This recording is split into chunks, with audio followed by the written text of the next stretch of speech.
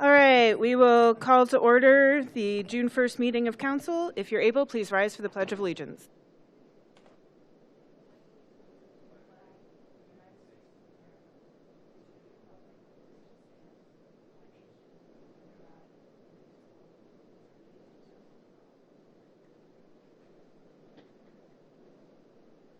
We'll now pause for a moment of silence.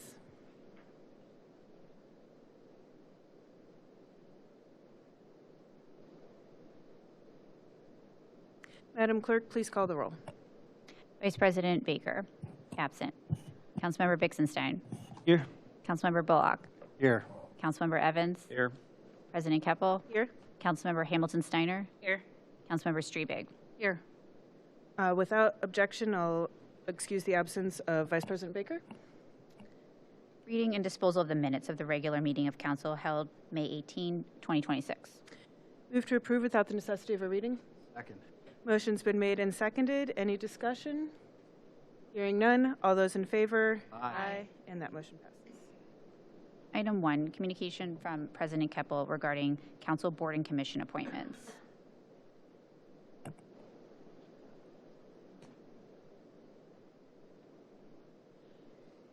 Dear colleagues, the following two pieces of legislation are intended to make appointments to the city's Community Reinvestment Area Housing Council and the Local Board of Tax Review.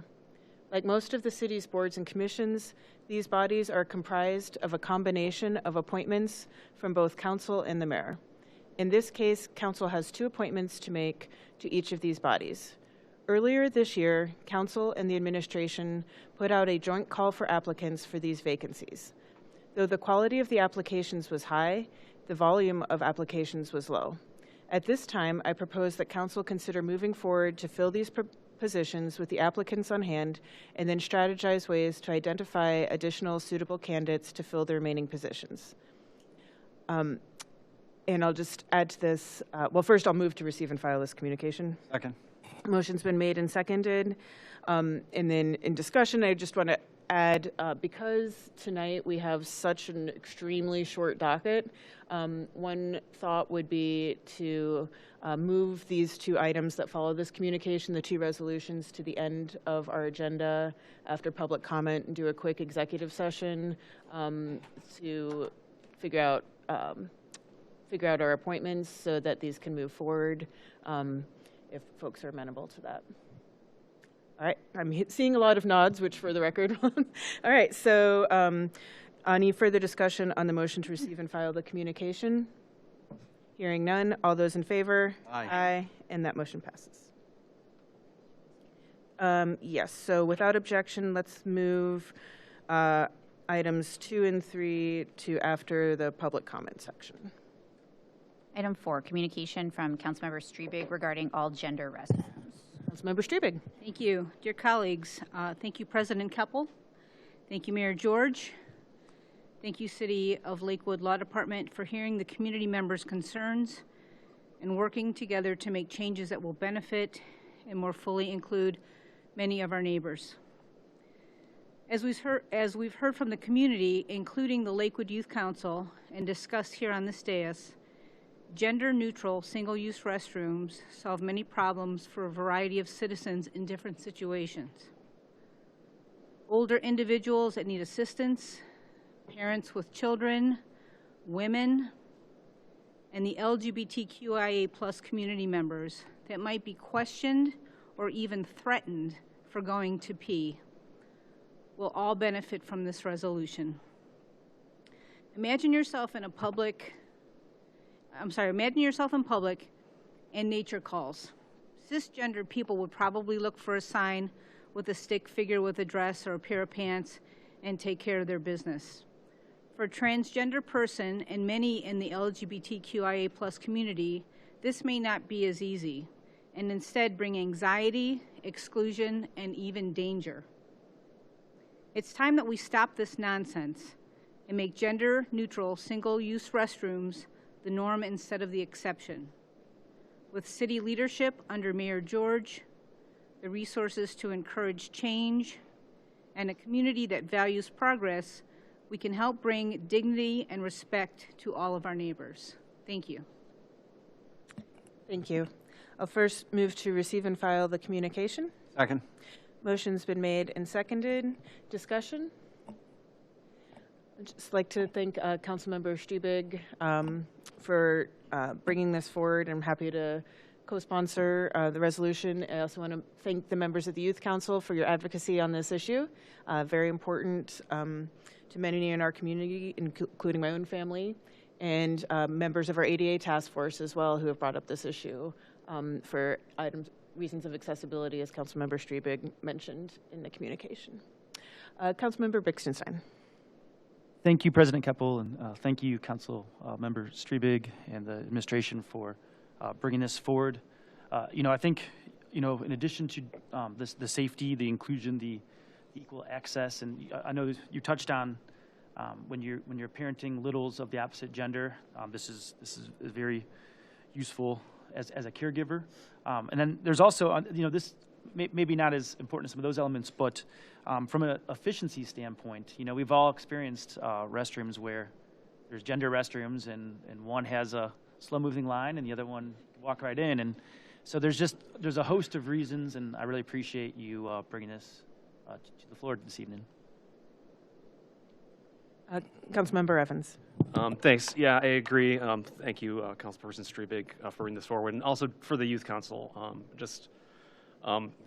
You can see actually speaking up, works and has results. So thank you for all your time and effort on this.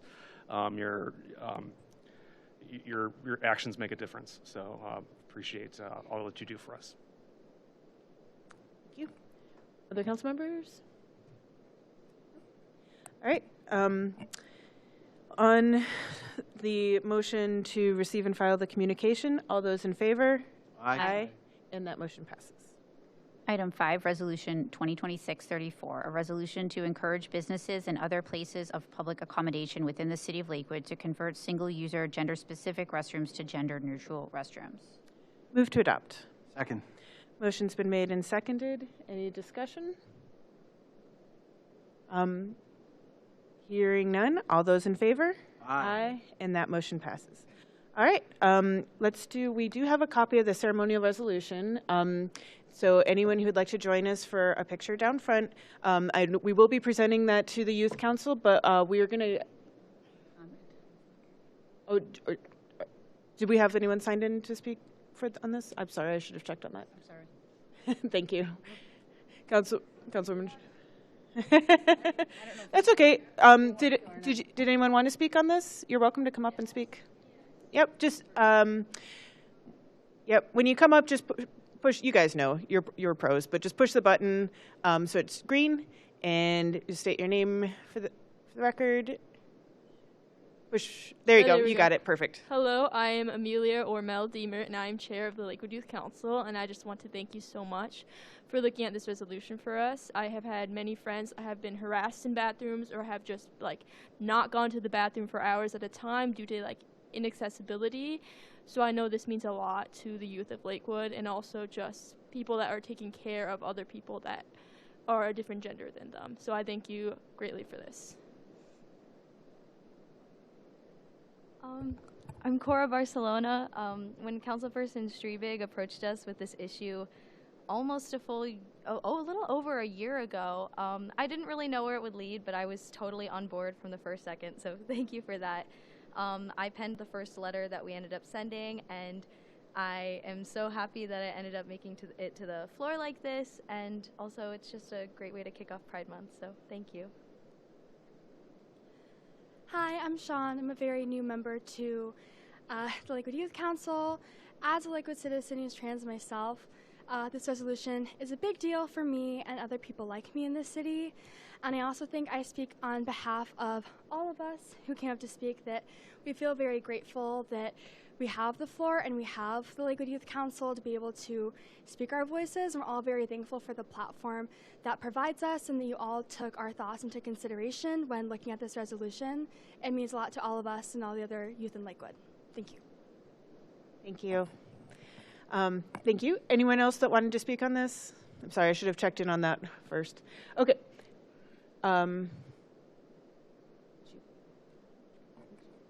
Oh, okay. So we are going to do a quick photo down front. We have a ceremonial copy of the resolution for you, but since we still need to get some signatures on it, so we will get it to you at your next youth council meeting, Councilwoman Striebig. But we'll do a little picture with it first, and then we'll give it to you. All right. So if you wanted anyone who would like to be in the picture.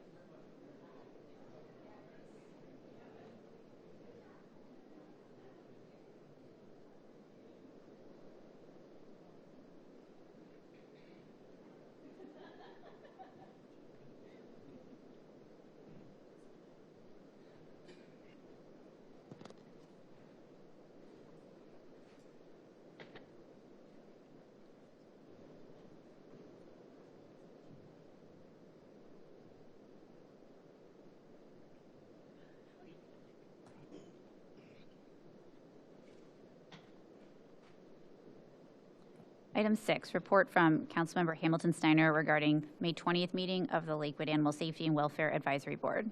Councilmember Hamilton Steiner. Thank you, President Keppel. Dear colleagues, LSWAB met on Wednesday, May 20th in their monthly meeting location at the East Conference Room in Lakewood City Hall. While I could not be in attendance due to a scheduling conflict, I am able to provide this update based on meeting minutes.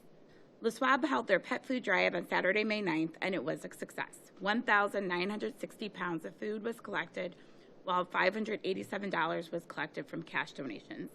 Volunteers from H2O provided support at the event and were very helpful. LSWAB appreciates the youth involvement. A discussion occurred regarding buildings in Lakewood that have bird-safe glass, which is a preventive way to assist migratory birds from making impact with glass windows. Each spring and summer, there are millions of birds that migrate through the area. LSWAB would like to add education regarding migratory patterns and educate the public building owners how to better assist migratory birds by installing bird-safe glass in buildings. ACO Crumley provided his monthly update reporting on animal control and shelter numbers and provided an update on their new website. LSWAB members provided some suggestions to improve accessibility. The website, while live, will continue to be updated where needed. Lastly, Chair Binder wanted me to share that ACO Crumley, Kerr, and Barkowski and the Lakewood Animal Shelter were featured in a nice article in the Lakewood Observer. Article author Deb O'Brien shared her family's experience with adopting sibling dogs. The article was informative and highlighted the work of the Lakewood Animal Shelter. I encourage everyone to read it. I may just encourage you to adopt an animal through the shelter. I move to receive and file that communication. Second. Motion's been made and seconded. Discussion? Appreciate that report and diligence even when you couldn't be there. Thank you. All right. Motion's been made and seconded. Any further discussion? Hearing none. All those in favor? Aye. And that motion passes. Item 7, May 2026 Finance Department vendor report submitted pursuant to Lakewood Codified Ordinance 11103. Move to receive and file. Second. Motion's been made and seconded. Any discussion? Hearing none. All those in favor? Aye. And that motion passes. Item 8, liquor permit regarding QAJ Enterprise LLC at 14,000 Detroit Avenue. Don't think we have a report on this yet. Is that correct? That's correct, Madam President. We'll need a continuance. Okay. Thank you. All right. I will move to defer. Second. Motion's been made and seconded. Any discussion? Hearing none. All those in favor? Aye. And that motion passes. Item 9, liquor permit regarding Speed Trap Racing LLC at 14718 Detroit Avenue. And we do have a report on this with no statutory reason to object. Director Vargo's nodding for the record. All right. And Councilmember Evans? No reason to object. I did meet with the owners, and it looks like it's going to be a fun project. I'll challenge you guys to a race sometime when they open. The machinery they have looks pretty amazing and sophisticated, so I'm interested in checking it out. Interesting. Okay. We'll have to go take a look. Make sure they have gender-neutral restrooms. Too. See. All right. Councilmember Strubig. Thank you. Thank you. I'm glad you brought that up because specifically in this report, it states that there are 2 gender-neutral single-stall restrooms near the entrance, and I'm wondering if this is now standard when we're getting reports.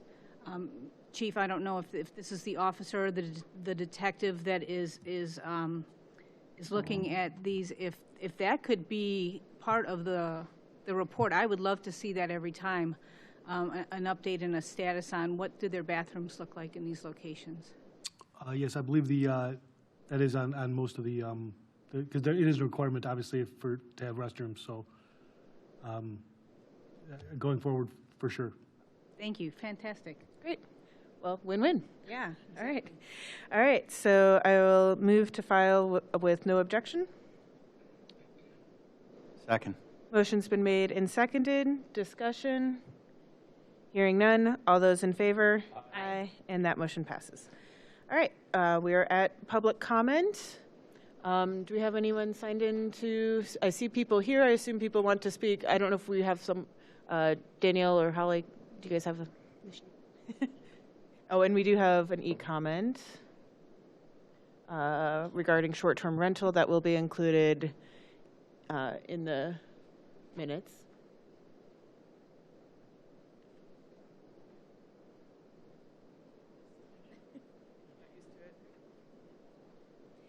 All right.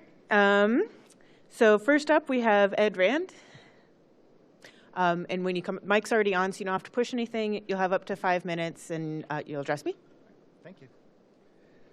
Good evening. My name is Ed. I live on Donald Avenue, and I'm lucky enough to have called Lakewood my home for my entire life. I'm here this evening to add my voice to those speaking against our continued use of flock surveillance.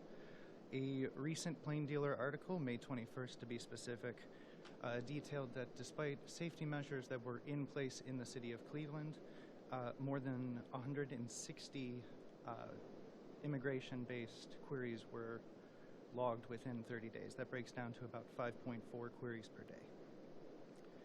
Most of these did not come from Ohio police departments. Many, in fact, came from the Texas Department of Public Safety and the Florida Fish and Wildlife Conservation Commission.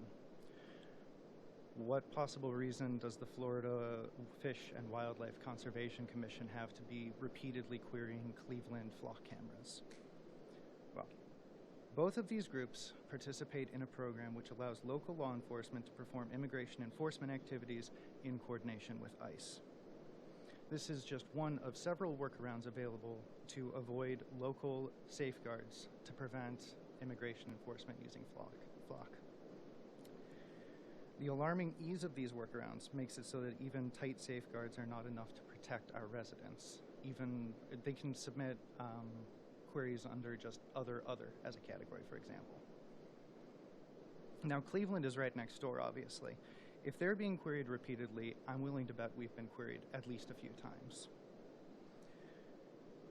The city of Lakewood has made numerous proclamations in support and defense of vulnerable communities and against state and federal overreach.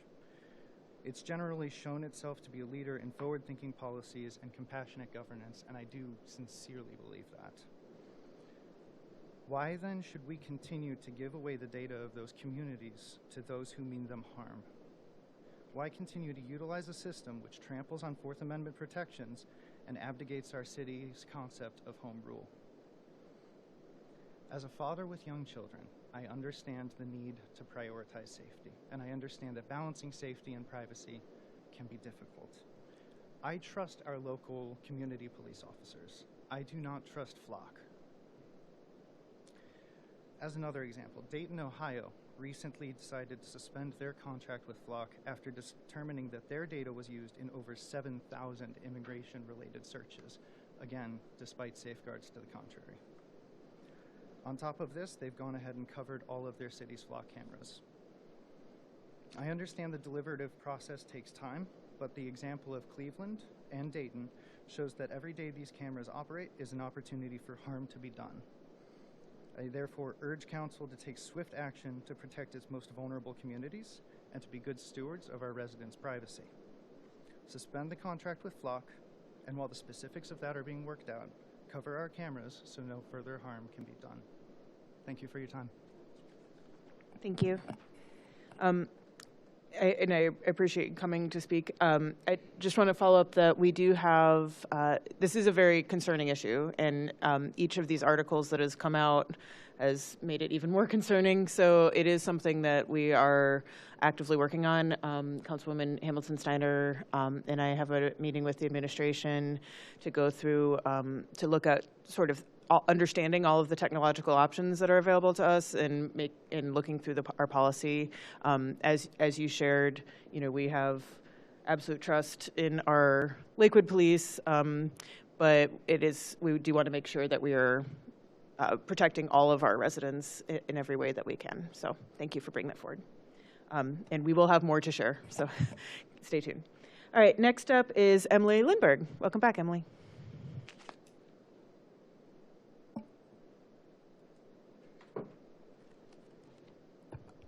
Emily Lindberg. I live on Lauderdale Avenue. Good evening, President Keppel and Council.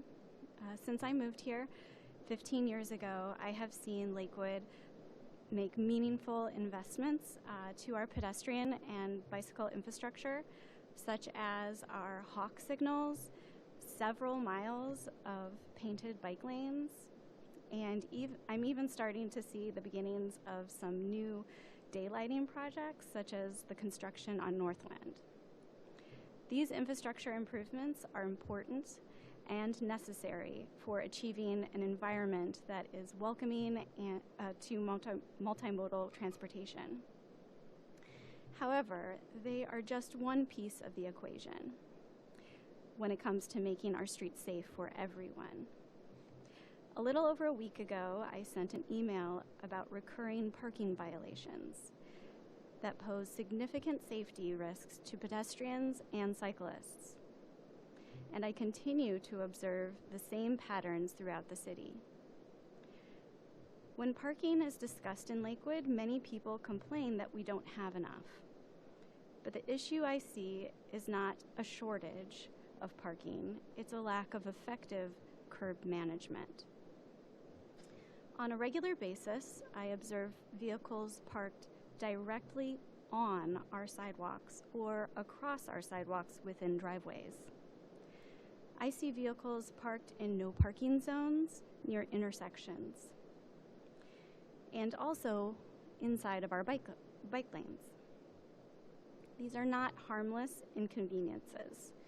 They reduce visibility, block accessibility, and force pedestrians and cyclists into unsafe conditions.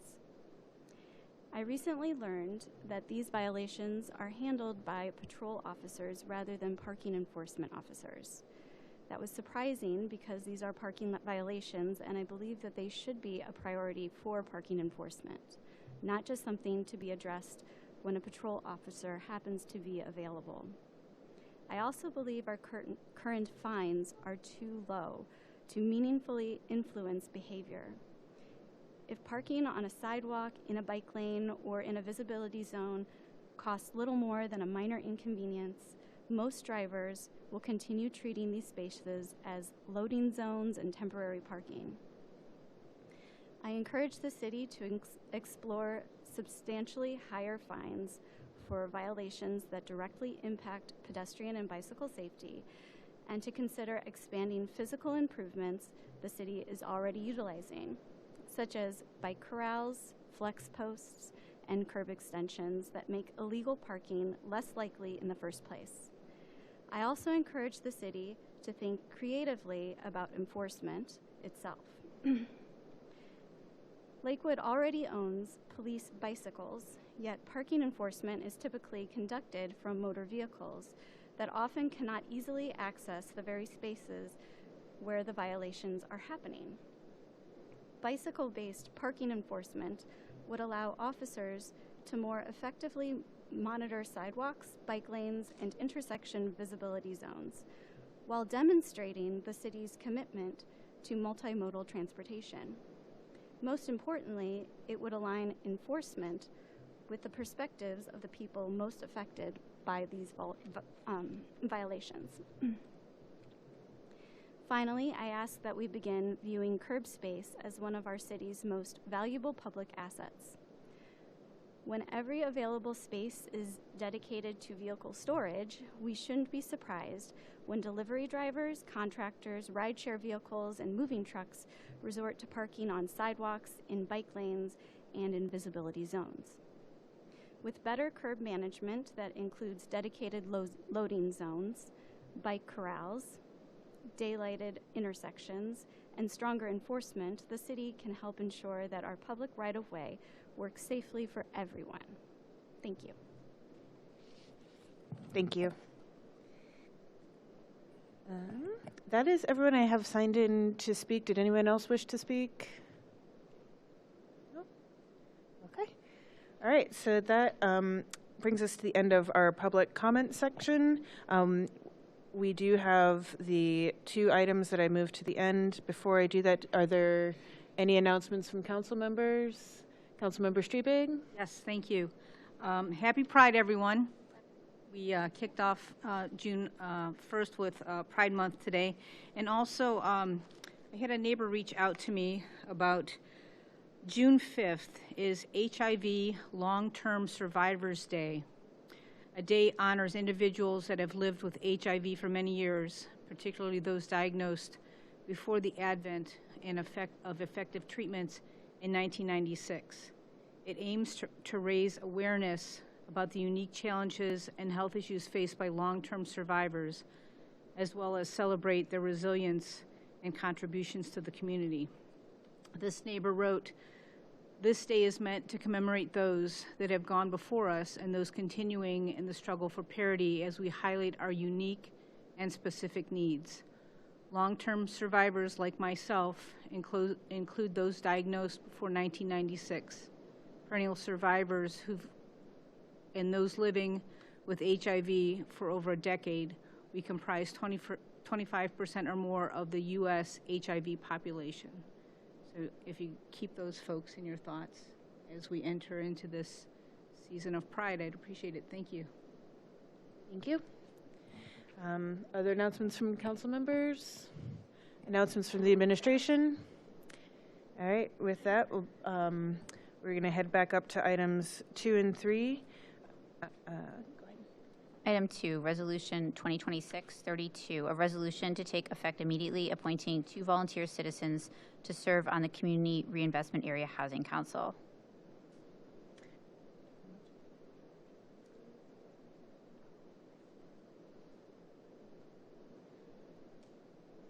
Can we read them concurrently? Yeah. And item 3, Resolution 2026-33, a resolution to take effect immediately appointing 2 volunteer citizens to serve on the local Board of Tax Review. All right, I'm going to, pursuant to ORC 121.22G, I move to enter executive session for the purpose of considering the appointment of public officials to the CRHC and the local Board of Tax Review, and will include council staff in that motion. Motion's been made and seconded, and roll call. Oh, I don't think. But we'll include the law director if you wish to. I don't think it's necessary, but but you're welcome to join us, Director Vargo. Or make him come in there. I don't want to deprive you of your early night off. That's all. But you're very welcome to join us. Okay. Councilmember Bixenstein. Yes. Councilmember Bullock. Councilmember Evans. Yes. President Keppel. Yes. Councilmember Hamilton Steiner. Yes. Councilmember Streebig. Yes. All right. So folks, you're free to go. We're going to head to the back, council.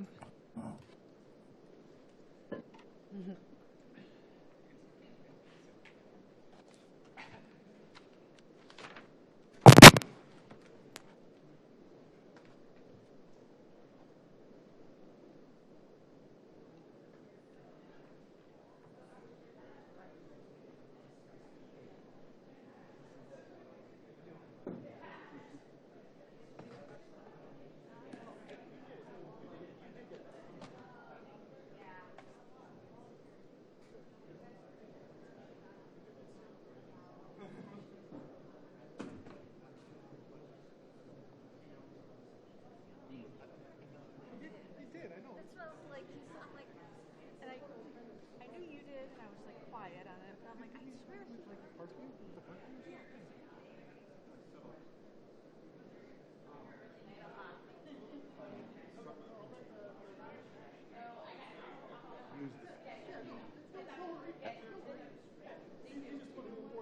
Thank you. Yeah, I guess what I'd like to see us consider concurrently, I just like but like we can also make a decision, you know what I mean? So I guess I can have concern because of the fact that we might not be straight. okay.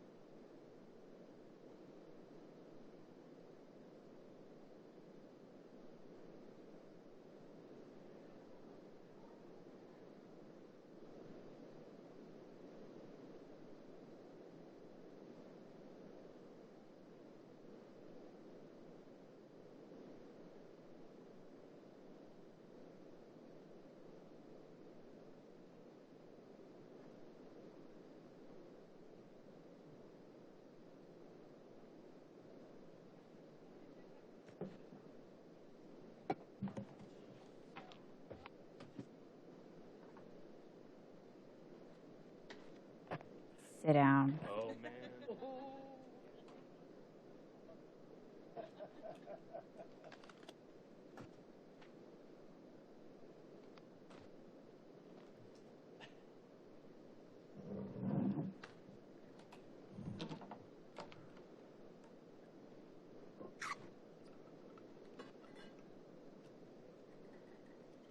All right, we've exited executive session. And I will first, on Resolution 2026-32, I'll move to defer. Second. Motion's been made and seconded. Any discussion? Hearing none. All those in favor? Aye. And that motion passes. And on Resolution 2026-33, I'll move to amend to insert the names John Seaman and Will Costello. Second. Motion's been made and seconded. Any discussion? Hearing none. All those in favor? Aye. And that motion passes. And then I'll move to adopt as amended. Second. Motion's been made and seconded. Discussion? Just thanks to both of these gentlemen for being willing to serve. Hearing none. All those in favor? Aye. And that motion passes. And with that, no further business become before council. Without objection, we are adjourned.